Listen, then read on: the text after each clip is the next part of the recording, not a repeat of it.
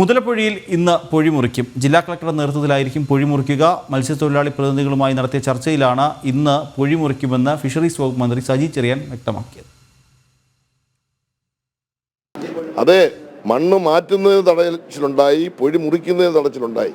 അതെല്ലാം അവരെ ബോധ്യപ്പെടുത്തി. അത് ബോധ്യപ്പെടുത്തിയ അടിസ്ഥാനത്തിൽ അവരുടെ സഹകരണത്തോടുകൂടി പൊടി മുറിക്കാനാണ് ഗവൺമെന്റ് ഉദ്ദേശിക്കുന്നത്. ഡിസാസ്റ്റർ മാനേജ്മെന്റ് എന്താണോ അവരുടെ നിയമം ആ നിയമം അനുസരിച്ച് നടപ്പാക്കും. അത് പ്രകാരം അത് പൊടി മുറിച്ചേ പറ്റും. കാരണം 5 പഞ്ചായത്ത് വെള്ളത്താൽ പ്രയാസം ഉണ്ടാവും, കോടിക്കണക്കിന് രൂപ മത്സ്യസമ്പത്ത് നഷ്ടപ്പെടും എന്ന് വരുമ്പോൾ അത് മുറിക്കുകയും വേണം. എടുത്ത മണ്ണ് മാറ്റി എങ്കിൽ മാത്രമേ പുതിയ ഡ്രഡ്ജ് ചെയ്ത് മണ്ണിടാൻ പറ്റൂ.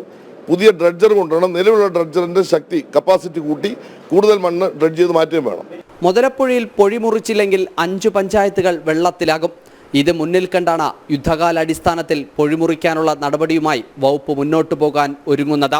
ഇതിനായി കഴിഞ്ഞ ദിവസം മത്സ്യത്തൊഴിലാളികളുമായി നടത്തിയ ചർച്ചയ്ക്കു ശേഷം ജില്ലാ കളക്ടറെ ചുമതലപ്പെടുത്തി. പോലീസിന്റെ സഹായത്തോടെ ഇന്ന് രാവിലെ മുതലാകും പൊഴിമുറിച്ചു തുടങ്ങുക.